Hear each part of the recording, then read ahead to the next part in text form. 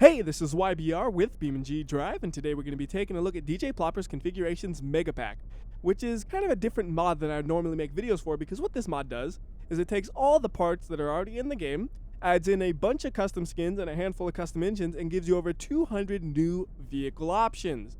Now, these new options range from the 1.5K spec Ibishu Covet, which is the most base model of the Covet you can get, all the way up to things like the Sparks Sports Racing Team version of the Ibishu Covet, which is just an all-out race car based on the Covet. So with there being over 200 vehicles, there was no way I was going to be able to make a video that showed off all of them properly. So what I did is I found my favorites, and I was going to show you just my favorites, and for the rest of them, you could discover them on your own.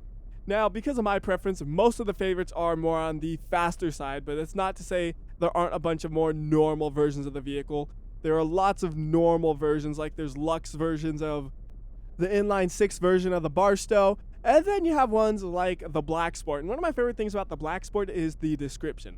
So in the last year of production for the Barstow, Gravel decided to build a last special version in order to celebrate the end of the pure muscle car since new emission laws were introduced.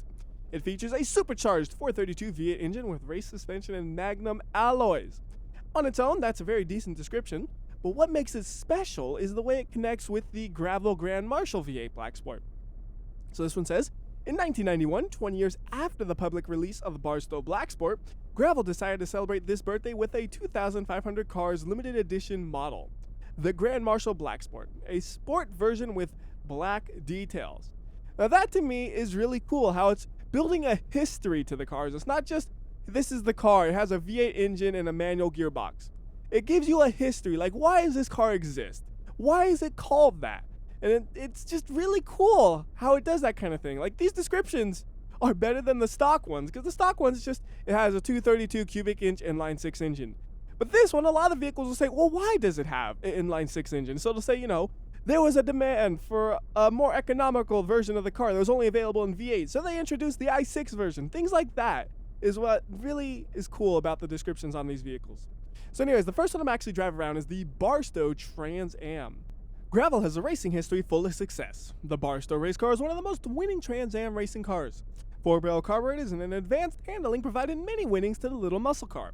Now this thing isn't super fast in a straight line compared to the King Snake, for example, or amazing at driving around the corners with great handling. The thing though is that it's really easy to drive. Like this thing, you can slide it all about like this, and then it'll still straighten out pretty easily, which is really nice. It's just super forgiving to drive, which makes it really pleasant to drive. The problem is, it's so forgiving, you get overconfident and then you'll go through corners too fast and you'll end up almost crashing or crashing, and it's totally not the car's fault and you can only blame yourself.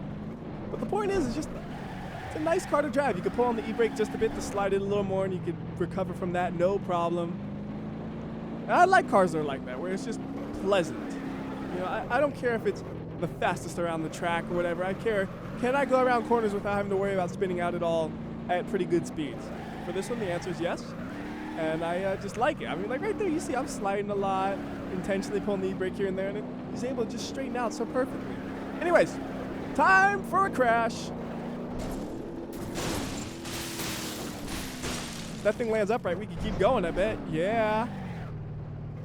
Engine starved of oil. Oh no. We're fine.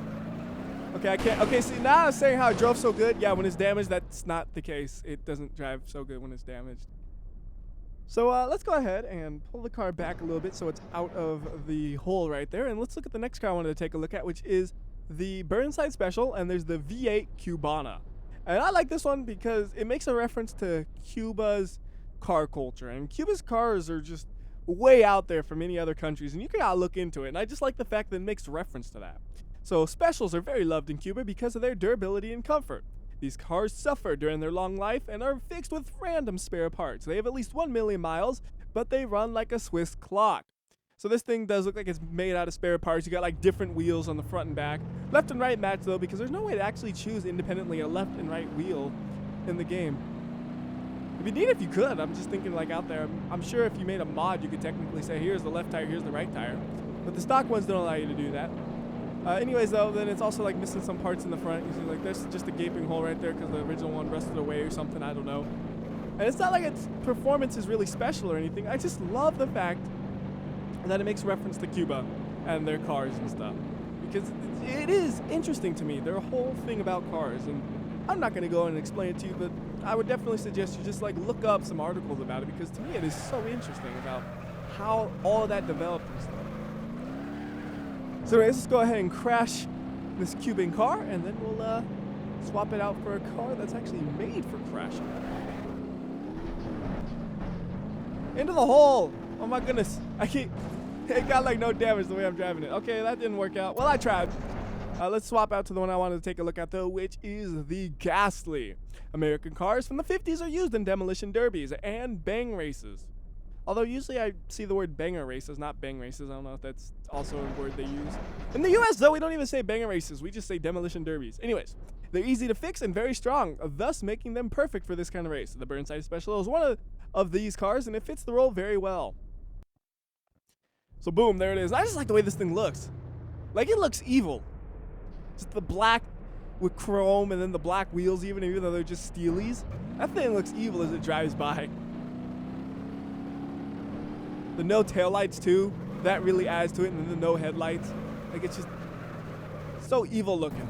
Anyways, like I said, this thing is made for crashing. So let's, well, there you go, there's a crash. Much sooner than I expected, and not the way I expected. Let's just, whoa! There you go, okay, let's do it again.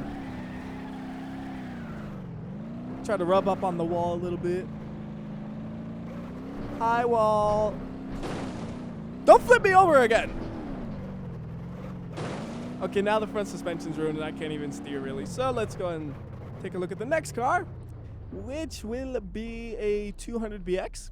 Now there is a rally version of the 200BX, which is pretty fun to drive, so I'm going to pull that one out and we'll drive that a bit. So this thing is rally enough where you don't need to drive on roads. You could just go like this and you'll be totally fine with it. Whoa! That's steeper than I thought it was! Okay, this is where I meant to go. I just forgot there was a really big cliff before you get here. So what I meant to do is go here and then drive up the next to the road and stuff. Because this feels really good doing stuff like this. It's not perfect, because this is pretty bumpy, but it can do this. Now, if you actually put it on a road, of course, it'll do great. But I just wanted to prove that it could do that first. So that if we actually go on a road, oh, look at that. We hit that corner really bad with the rear tire, but it has so much ground clearance, it was not an issue. And it can fly through a dirt course, no problem. And it can also fly off the dirt course if you wanted to. Whoa! Tap the bush. Tap the bush. I was trying to fly off the course, but not exactly like that. Go to the water. Go for a swim. And out of the water. What a great car this is for rallying. Into the water, out of the water, over here, onto the dirt, and then onto the road, or the dirt road. I just like having a rally version of this car. And I like that this one feels pretty good for rallying. There's also the Rallycross one, which feels pretty close to this one and is also great. By the way, one thing I should say right now is you should probably like pause the video when I pull this up and you can actually take a look at all the different vehicles. So pause. And then there's the other rest of them. And then for the other ones, I could just pop back in and show you those real quick. So you can pause right here. And then you could also pause right there. All right. So anyways, next are the ones for the ETK. Now there's none I'm going to actually show off with the ETK because they're all more basic, but here they are. And then we'll go ahead and move on to the Grand Marshal. Now I already showed you one of the Grand Marshals kind of indirectly, which was the Black Sport. I also like having the Police Interceptor, which is just a fast version of the police one basically. And then it also has a different look to it. Because it always felt like the police car is just a little bit too slow for intercepting. That's why you got the Police Interceptor if you want to do some intercepting. Although we're in a dirt road, which is less than ideal for intercepting. Can you tell I like saying intercepting? I don't know why, but I just really feel like yelling intercepting. It's just, that's what I'm doing on a police car. I'm gonna intercept things. Like a... Oh, no. This is not made to drive on the dirt. Not at all. Made for intercepting. But yeah, it's faster. I like that. Next up, though, will be the Covet. And for the Covet, they have the LXI Harley Quinn. And if you're wondering, why in the world does it have all those random colors? Because it's inspired by the Volkswagen with the same name. So it says, this special edition Covet, built in the only 400 units, was an art experiment by Barstow for the small Covet. It had different colored panels and a funny look, was sold only with a manual gearbox. So again, it's a reference to a real car, and it's really cool that it does things like that. I mean, if you look up Volkswagen or VW Harley Quinn, you'll see the exact same kind of design on a, I think it was a Golf. Almost certain it was a Golf, but it might have been done on another vehicle as well, or maybe people just duplicated the look on another one. Because I know I've seen some other Volkswagens with the same look. I don't know if those were official ones. But anyways, it drives just like any other Covet, nothing spectacular about it. Just the looks are unique. And they're unique enough where it made me drive the car just for that. So let's go ahead and try to get ourselves to a paved road before we take a look at the next one, because the next one is not made for dirt roads. Not at all. I think we just kind of cut across right here. We can get to a paved road. It's not the prettiest solution, but it should work. That'd be a great time to have the rally one. This is what it's perfect for, but I was just driving a minute ago, but we managed to get here. Oh, interesting. The inside of the bumper and the outside are different colors. Just now noticed that. I guess the blue is the base color, and the skin is only on the exterior, not the interior part of the parts. Anyways, next one we're taking a look at is again a Covet, and it's the Spark Sports Racing Team, which I mentioned just a minute ago. So it says the race Covet was tuned by Spark Sport in Japan. It features a tuned 2.0 HR tech, which means high revving tech engine, as long as race equipment, which I guess it's supposed to be as well as race equipment. I have noticed a few spelling errors here and there in the descriptions like that, or wording errors or whatever you want to call it, where it just sounds wrong and you say, maybe they meant as well as race equipment. And it makes more sense to me logically.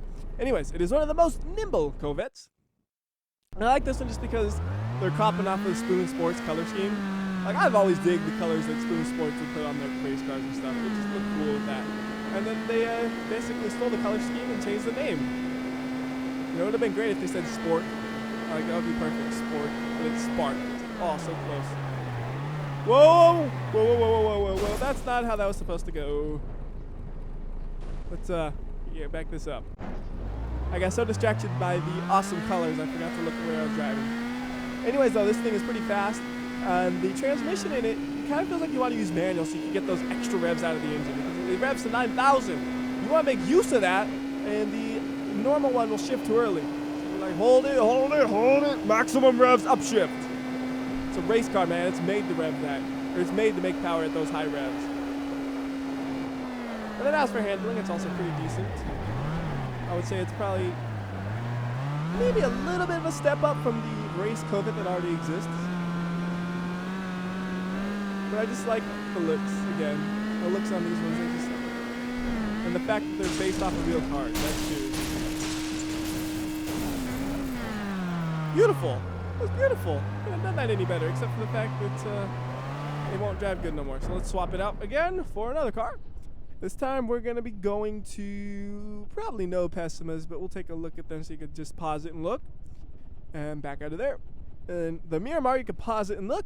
And the one I want to take a look at is the GTZ X-Spec, which is like a souped up version of the GTZ.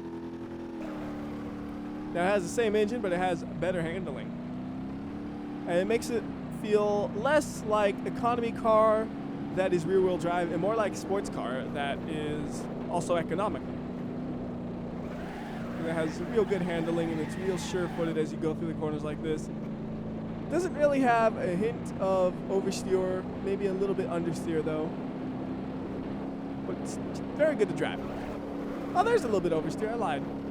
Just that corner didn't want to oversteer. Hard to remember. Like I kind of was questioning what I was saying because I don't remember it being like that, but maybe it was. It wasn't. Whoa! Beautiful. Oh no, there's a turn here! We're fine. Again, this is very similar to the Trans Am Barstow though, where it's not exactly the super amazing handling vehicle, but it's real easy to drive and it's hard to spin it out. Like right there, I was slamming on my brakes, the wheels locked up, and I was still able to keep it on the road mostly and not spin out.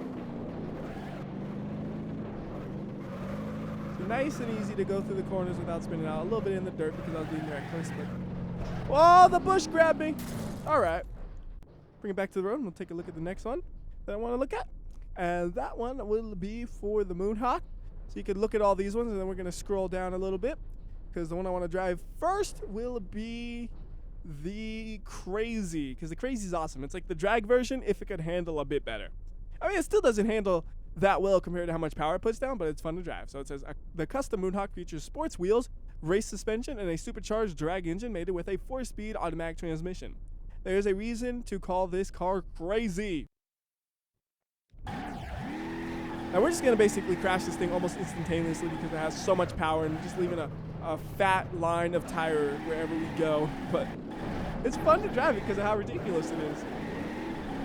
And it is better than like the normal drag version for handling because you can actually kind of steer it without it tipping over. The drag one, it wants to bounce too much. This one actually stays level. I mean, it's going sideways 99% of the time that you touch the throttle, but at least it's not bouncing. All right, gun it. Go, go. We just got wheel spin. Like, all it does is wheel spin the whole way. But it's fun to drive it because it's just so crazy. All right, next up is the Lowrider. The inline-6 Moonhawk Lowrider was built in New Mexico with little money and an awful car experience. The results are very low, but not so good poser. So, it's from Mexico. That's not racist or anything like that at all. I'm not going to say anything more. I'm going to embarrass myself because I don't know the history of lowriders, really. Like, I know stereotypically, yeah, it's usually you see Mexicans with them in, like, media and stuff when they have somebody with a lowrider. It's just the way it's portrayed. But I genuinely have no idea about the actual culture behind lowriders that much. Actually, though, it's not that bad to drive. Like, yeah, it sits low, and it bounces a lot, but it still has a little bit of ground clearance to it, so it can actually drive and not get stuck on things like the stance versions of some cars. Pop it up! Look at that, it even can do a little bit of off-roading, and I do say a little bit, because, yeah, it didn't do very much. So back it up a bit, and then one more thing about the Moonhawk I just wanted to point out is they have the V8 Special by default, but it's only available in the old body style. So the mod adds the V8 Special MK2, so you get the new body style with the same performance as the V8 Special. Like, when I saw that, I'm like, oh yeah, why doesn't the new body style have the V8 Special? I would assume maybe it's like emissions. They couldn't make the V8 Special originally anymore if you had to give it a story, but still, I like to have the ability to have that. So next up, we got the Pessima. One of my favorite Pessimas is down here. It's the Drift. So I'll let you look at this real quick. Pause it. Okay, and then up here, you can pause it and look at those. The Super Light, those are fun, but they're almost impossible to drive, so I'm not going to pull it out. But I want to look at the Drift, because the Drift Pessima is a mad experiment in turning an all-wheel drive car into a rear-wheel drive one. Removing the front differential, since the car is light, it's also an excellent drifter. So as you all know, I suck at drifting. So I'm going to try one drift. If I spin it out, I'm just going to give up right now. But it is cool to have a rear-wheel drive version of the car, I thought. That's the main thing I want to point out. Well, that was actually okay. Yeah, I went in the dirt, but I didn't crash, so that's okay. All right, next. Well, don't want to be in the dirt when I spawn it up. So the next one I wanted to take a look at is, well, actually, I guess we could have been in the dirt because it is the Freerunner, which looks absolutely ridiculous, but it really is fun to drive. So it has these massive tires, and it's basically an off-roader now. Like, this thing can conquer these roads. This is a real good car for, like, doing this kind of stuff. You're just driving through some bumpy terrain, except for the bushes grabbing you and slowing you down a bit. It does an excellent job, although the tires do pop a little easily because they're so massive. And I'm still stuck on the rocks. Get up a bit more? Okay. I want to drive this a little bit more before we stop, and I think there is a pretty straight area over here we could drive on a little bit. Yeah, or pretty flat, I mean. You see, the suspension is doing a very good job of coping with all this bouncing and not breaking itself and keeping the car relatively level. I mean, this is pretty bumpy, so you wouldn't expect it to be perfectly level, but it's doing a good job of keeping it level enough where you can remain in control. And to me, honestly, this is just a cool car to drive on this kind of terrain. Because normally you don't have that much control using a car here, because you're going to be bottoming out all over the place and stuff. This one doesn't have that problem. Whoa! Little tippy though. Oh no! That ruined my front tire. Wait, no, it didn't. It locked up temporarily, stuck all the way left, but then it fixed itself. How funny. Anyways, gotta move on because it's taking a little bit longer than I expected, and I have more cars than I probably should have that I wanted to show off. So next one, Sunburst, and we'll let you look at the top part, and then we'll look at the bottom part. The one I want to drive is the Gymkhana. So this is Gymkhana Sunburst. It's a custom rally car with 800 horsepower. drift wheels, and steering. This car is used in drift showcase challenges called Gymkhana. And those aren't usually done on this kind of terrain. So, yeah, let's see. If I hit F7, where was the last place I was? Awesome, back at spawn. Alright, hey, this is actually kind of a place to do, like, the Gymkhana. You go, try to, like, drift around this. Oh, that's a dead end! Bad idea. I just like 800 horsepower, you know? 800 horsepower. That's one of the crazier cars again. Not as crazy as the Crazy that I was driving a second ago, but fun to drive. Lots of power, easy to slide, easy to control though because of the rear wheel or all-wheel drive versus normally you have rear-wheel drive on cars that are made to drift. You can do easy kind of like Gymkhana kind of stuff like this. You know, just imagine there were some cones there as I was doing that. Next up will be Bolide.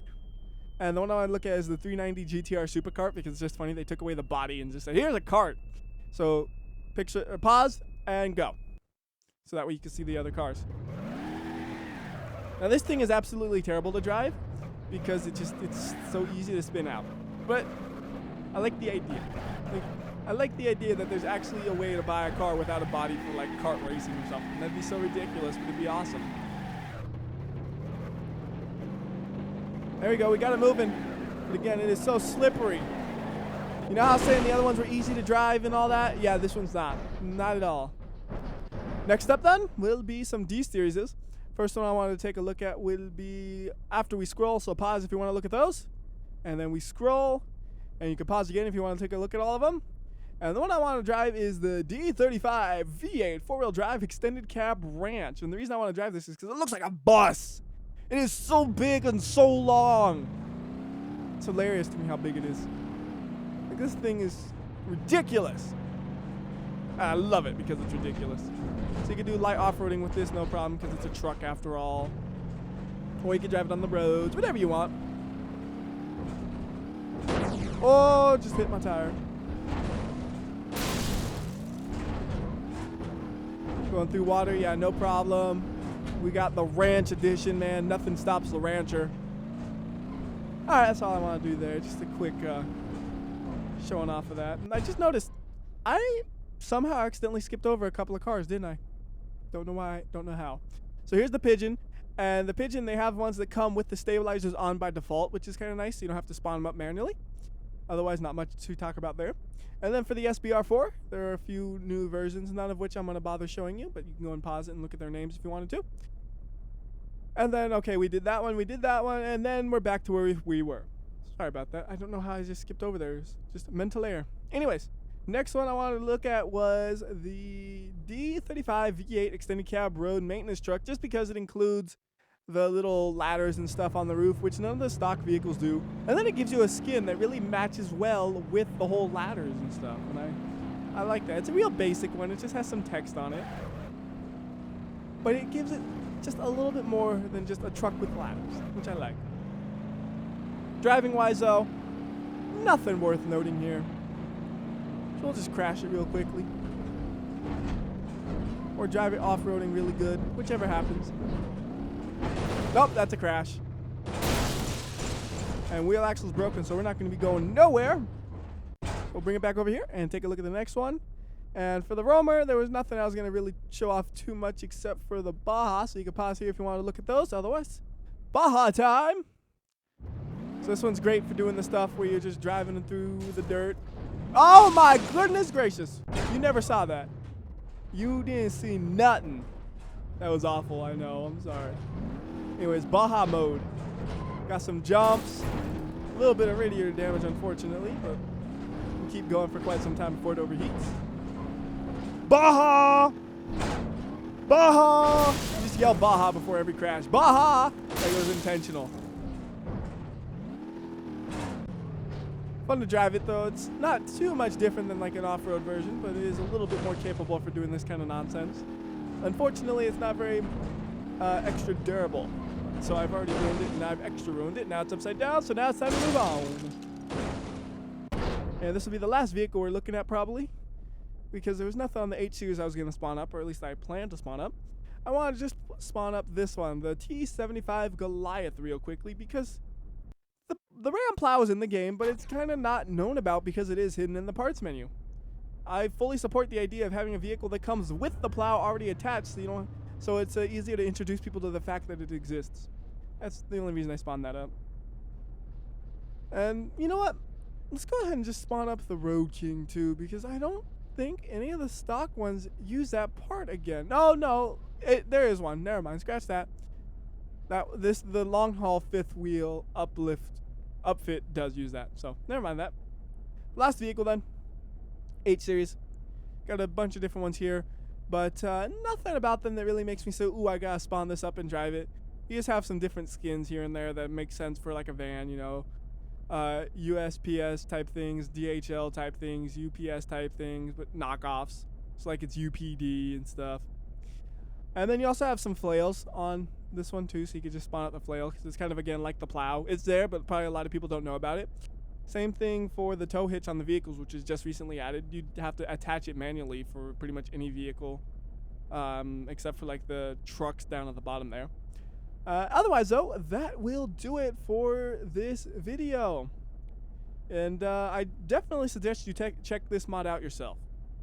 I really wanted to make a video for it, though, because the category this mod comes from, which is configurations, doesn't show up on the front page of the resources because a lot of those ones will be like a single configuration, and those ones are like, yeah, whatever.